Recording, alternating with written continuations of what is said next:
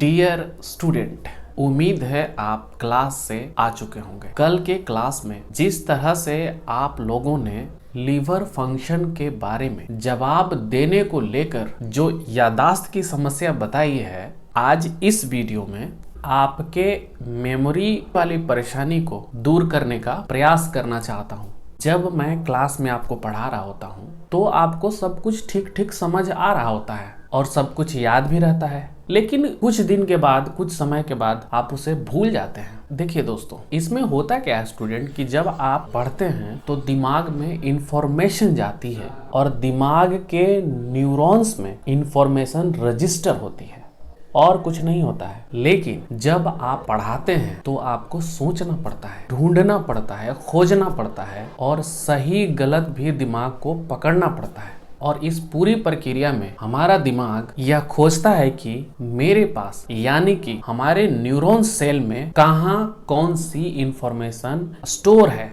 और सभी आवश्यक जानकारी को खोजकर हमारा दिमाग आपस में सबको जोड़ता है, तब जाकर यादाश्त पक्की होती है। जब मैं कॉलेज में पढ़ता था तो मेरे कई मित्र थे, लेकिन दो ऐसे मित्र हैं जिनका मैं यहाँ पे चर्चा करना चाहूंगा। एक केजीएफ कुमार गौरव फॉरबिसगंज, जो भी पटना के कोर्ट में पदस्थापित हैं, और एक पंकज जो अभी पॉलिटेक्निक में प्रोफेसर है। गौरव जी जब आते थे कॉलेज से तो जो भी कॉलेज में पढ़ाई होती थी उसको हम ही लोग को बोर्ड पे पढ़ाते थे, और हमारा दूसरा दोस्त पंकज मतलब कि प्रोफेसर साहब क्या करते थे, वो कॉलेज से आते थे तो एक रफ कॉपी रखते थे और उसी रफ कॉपी जो कुछ भी वो पढ़ आते थे अपने उसी रफ सीट पर सारा चीज लिख लिख कर खुद को पढ़ाते थे। और मैं अगर अपनी बात करूं तो मैं तो जो भी सीखता था उसको व्हाइट बोर्ड पर खुद ही लिखता था, खुद ही मिटाता था। ये मेरा तरीका था। एक और रियल स्टोरी है स्टीव जॉब्स का। जब उन्हें उन्हीं के कंपनी एप्पल से फायर किया गया था तो कंपनी पूरी तरह से दिवालिया होने के कगार पर आ गई थी।